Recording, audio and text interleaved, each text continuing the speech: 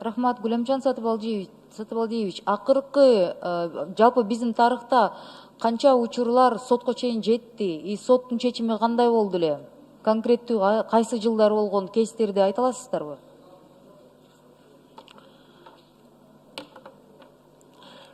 Финансовый терроризмди айтып атасызбы же отмыванияны айтып атасызбы? И то, и другое. Сиз бир мыйзамда кошуп келе атпайсызбы, ошон үчүн экөөнү тең айтсаңыздар. Терроризм боюнча канча адам не то что шектелип, а сотко чейин жетип, анан соттун чечими ушул именно подозрение менен канчасы чыкты биздин тарыхта.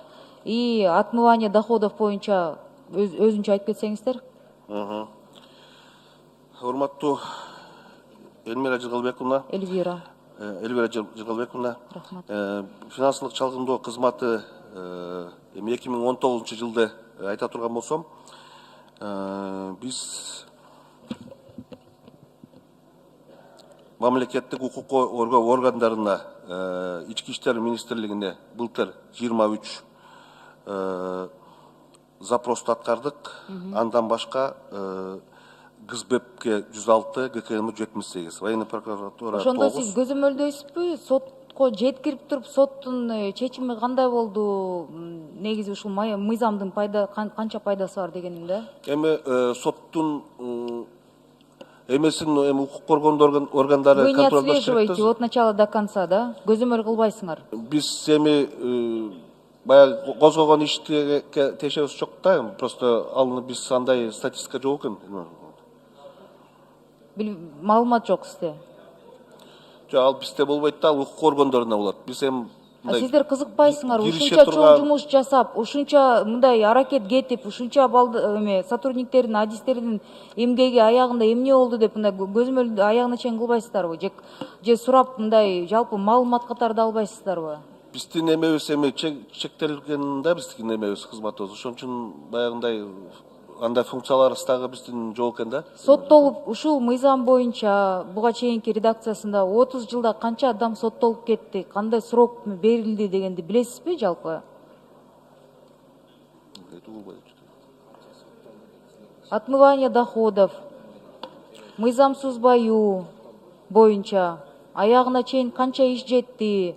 Азыр мындай коомдо чоң талкуу болуп жатат мыйзамсыз баюу боюнча. Ошондо аягына чейин канчасы жетти? Мындай нерселерди эл тарабынан чыгып атса, анан сизге окшогон органдарда мындай силердин немеңер бар да, өзүнчө бир мындай салымыңар бар да ошол жерге. Туура айтасыз, Эльвира Жыргалбековна. Бул 2019 жылы эле биз берген баягы обобщенный материал финансовый расследование деп коет да, укук коргоо органдарында ГСБПке именно ошого берген биздин материалдан эле 6,5 миллиард сом доначисление болду. Бюджетке? Ошол баягы эмелерге да, фирмаларга, ошолорго.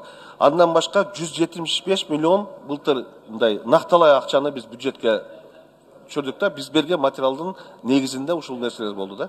Ошондо Гүлемжан Сатыбалдиевич, сиздин максатыңыз жалпы бул мамлекеттин максаты ошондой случайлар болгондо адамды отургузуу эмес, бюджетке компенсациялоо деген сөзбү? Ооба. Ошондо экономическая декриминализация деген сөз туура келеби азыркы учурда? Туура болобу сиздин оюңузча? Потому что коомдо запрос башкача болуп атат. Мыйзамсыз байыган адамдарды жөн эле тонобой каматып отуруш керек деп. Буга сиздин көз карашыңыз кандай анда? Эми Же жөн эле доначисление кылып коебу? Адамдар мисалы ошол ачыкка чыкпайт да маалымат. Ооба, туура айтасыз. Мен сиз менен кошулам. Ар ким доначислениянын артында өзүнчө кылмыш жатат, жагдайлар бар. Ошолорду төктүрүш керек деп ойлойм мен дагы.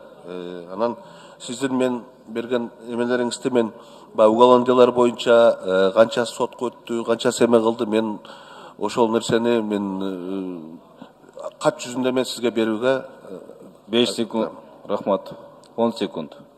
Мага ушул маалыматты берип койсоңуздар, анан негизи деген коомдо маалымат жок болгон үчүн ушунча миллиард же ушунча 100 миллион кайрылып берилди деп маалымат коомдо жок болгон үчүн ушунчалык мындай жанакындай мындай эмоциялар чыгып атат да. Ушуну ачыкка чыгарыш керек. Рахмат. туура айтасыз. Буга чейин мындай болгон эмес экен, эми биз ачык айкын иштөөгө аракет кылып атабыз.